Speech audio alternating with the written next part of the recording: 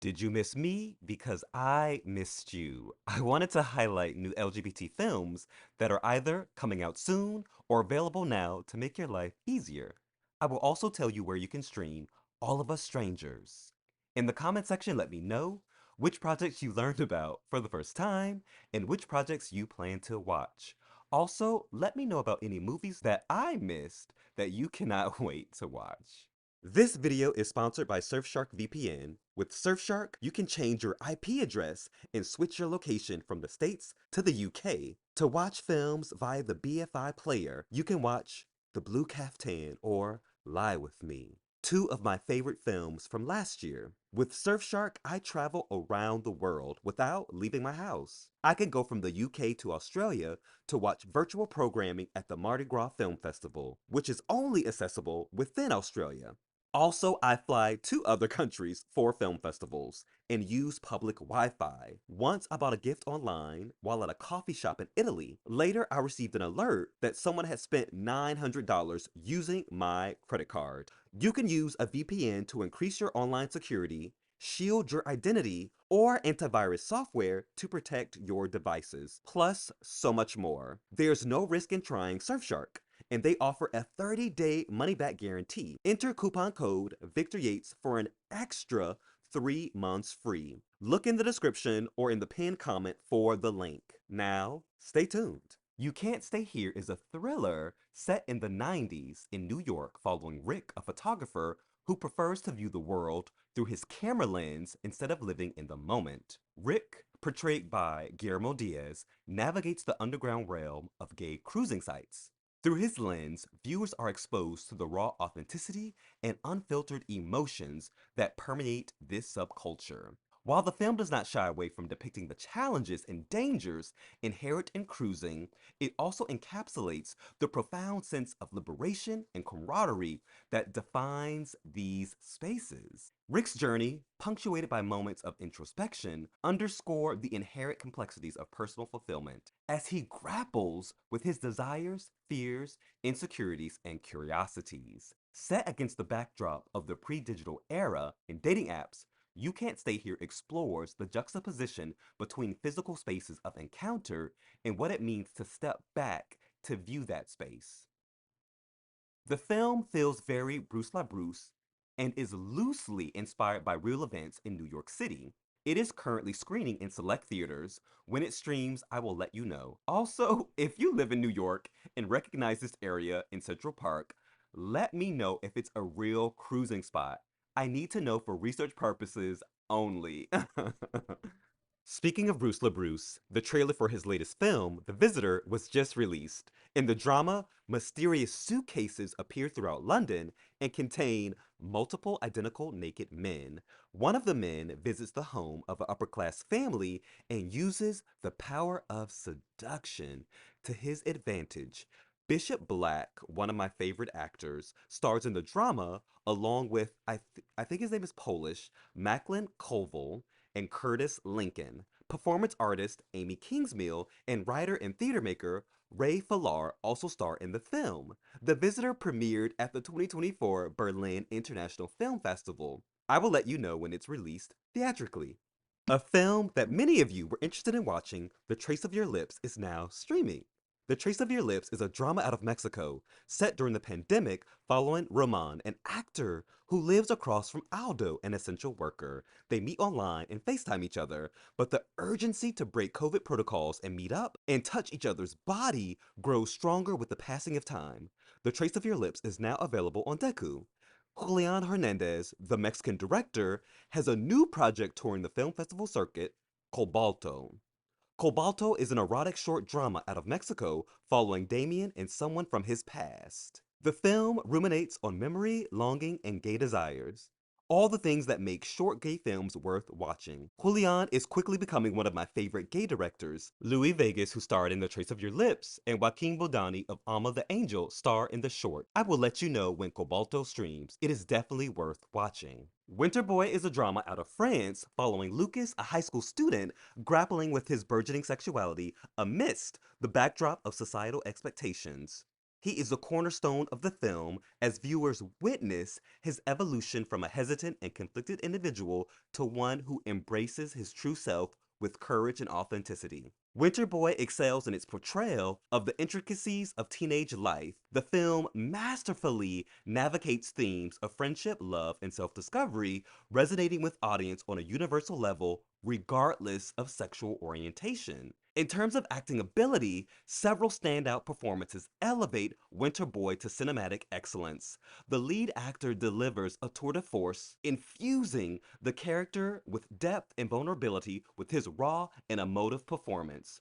Christopher Honoré wrote and directed the film and also stars in it. You can watch Winter Boy on Mubi.com right now. Oh, I forgot to mention that I learned about the film at the Toronto Film Festival where it premiered. I cannot wait to watch it. And 3 weeks ago, I posted a still from Winter Boy on my community tab, and user ITT posted this comment. This specific scene had me so hot that I screen recorded it and sent it to someone I wanted to try it with.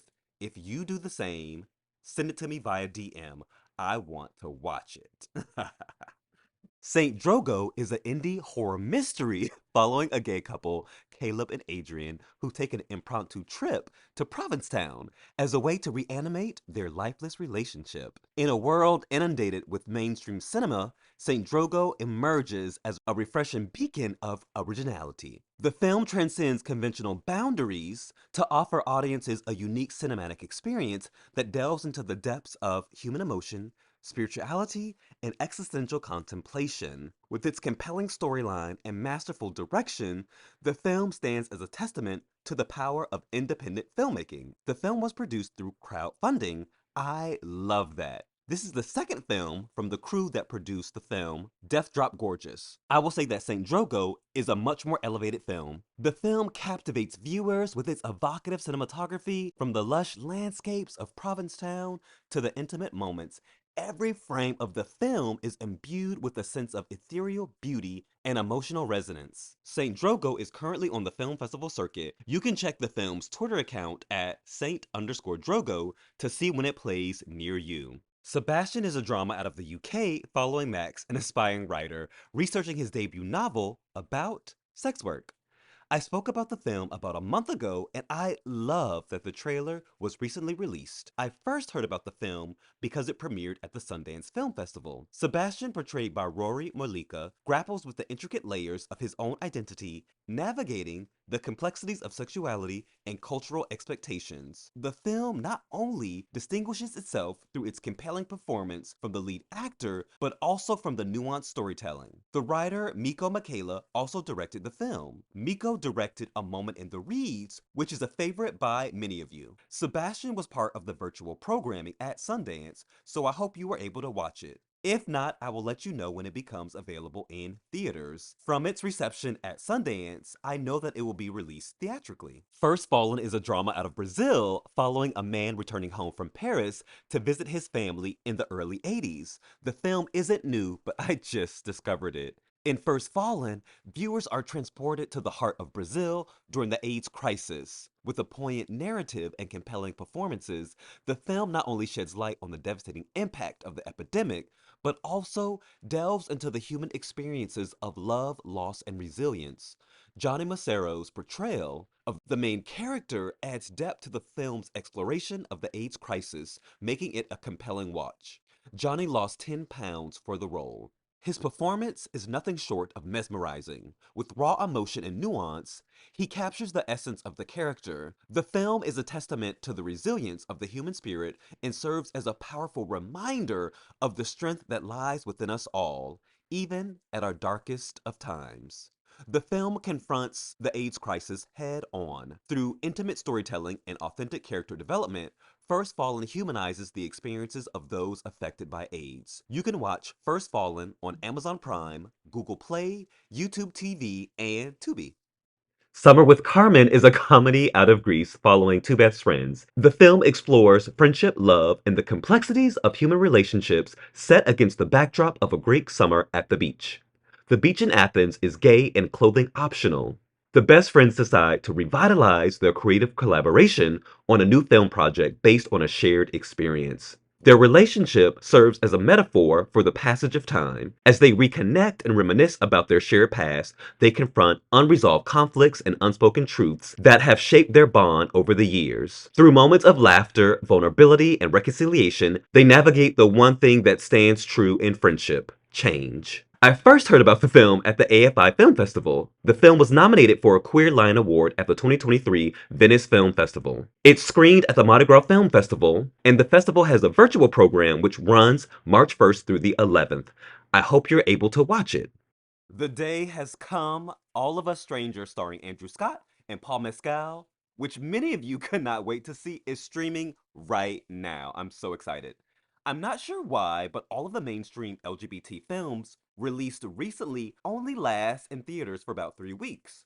The film made its streaming debut on February 22nd exclusively on Hulu. Let me know if you plan to watch All of Us Strangers in the comment section.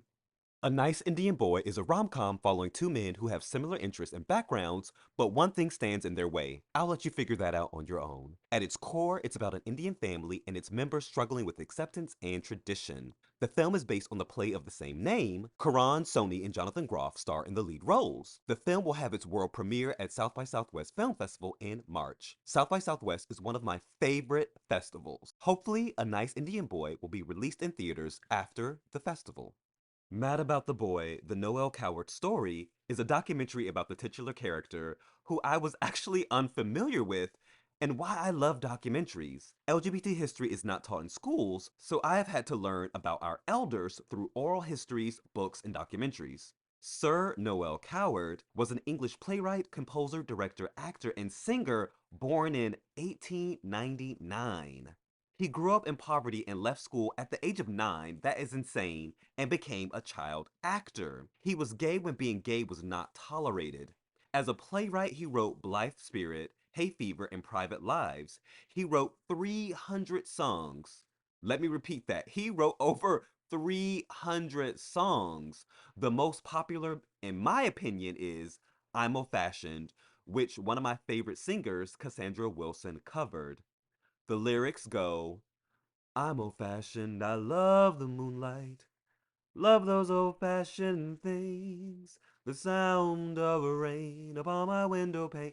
I sing that song every day, and I had no clue who the writer was. The documentary is expansive and follows a linear narrative.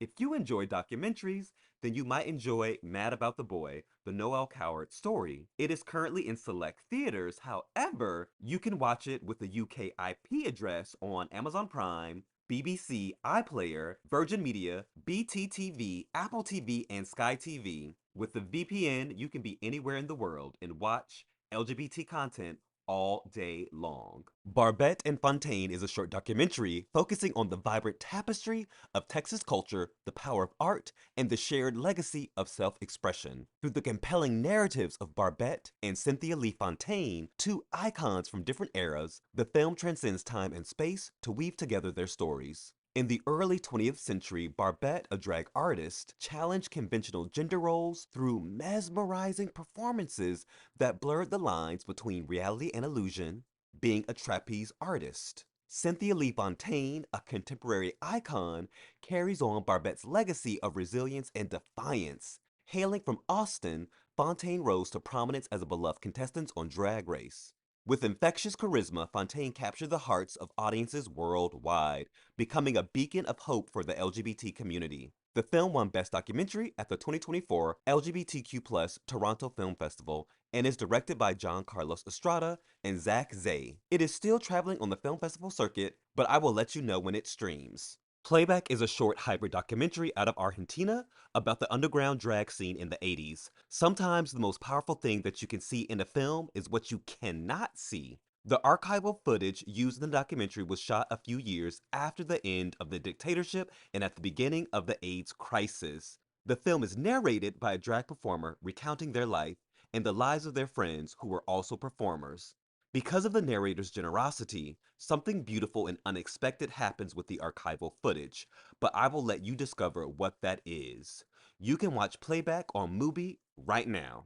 In the Summers is a drama following two siblings. We meet them during different moments of their lives, from childhood to adulthood, as they navigate their relationships, desires, and personal truths. Through its characters and their experiences, the film confronts issues of identity and sexuality. Ultimately, In the Summers is a film that resonates on a deeply personal level. The film invites viewers to reflect on their own experiences. Its powerful performances and compelling narrative make it a must watch. Trans mask actor Leo Mahale, who played in Mutt, stars in the film, and I was most excited to see them because they shined in the previous film. The movie is loosely based on the writer's childhood visiting her father in Colombia during the Summers. In the Summers premiered at the Sundance Film Festival and won the grand jury prizes for U.S. dramatic competition and directing. The film will continue on the film festival circuit. I will let you know when it is released in theaters or if it streams. Bottoms, which co-stars everyone's favorite boy crush, Nicholas Galitzine, explores sexuality and the intricate dynamics of life in high school. At the heart of Bottoms lies its portrayal of LGBT storylines played with nuanced vulnerability by the leads. The importance of LGBT storylines in teen dramas cannot be overstated. By amplifying diverse voices and experiences, films like Bottoms contribute to greater visibility and understanding of our community, fostering empathy and dismantling stereotypes in the process. Everyone should watch Bottoms not only for the LGBT storylines, but also for its profound insights into the human experience. You can watch Bottoms on Amazon Prime, Apple TV, Vudu, Google Play, Sling TV, and MGM Plus. If you're subscribed to MGM Plus, let me know in the comment section. I think I want to check out that platform. And let me know if it has a large selection of LGBT content. Lil Nas X Long Live Montero is an HBO original documentary following the titular character's tour, Long Live Montero. Lil Nas X burst onto the music scene in 2019 with his viral hit Old Town Road, which catapulted him to international stardom almost overnight. However, amidst the glitz and glamour of his newfound fame, the rapper faced an internal struggle, the fear of revealing his true self to the world that he was gay. As a young black gay man in the predominantly heteronormative world of hip hop and country music, the stakes were high and the risks were real. His decision to come out in 2019 was met with both admiration and backlash, yet what sets him apart is his unapologetic embrace of his identity and his refusal to conform to societal expectations. In the documentary, viewers are invited into his world where vulnerability meets resilience and authenticity reign supreme. You can watch Lil Nas X Long Live Montero on HBO right now. Sadly, we've come to the end of the video. In the comment section, let me know which movies you learned about for the first time and which movies you plan to watch. Also, let me know about any movies that I might have missed that you cannot wait to watch. Thank you so much for watching this video. Please follow me on Instagram at WriterVicYates for more about my sexy crazy life and to learn how to sponsor one of my videos. Also, I started a TikTok account. Follow me there also at WriterVicYates as well. I appreciate your support. If you haven't already, please subscribe to this channel and become a member if you can. And like and share this video. Thanks again for watching. Until next time, have a lovely day. Besos. Mwah.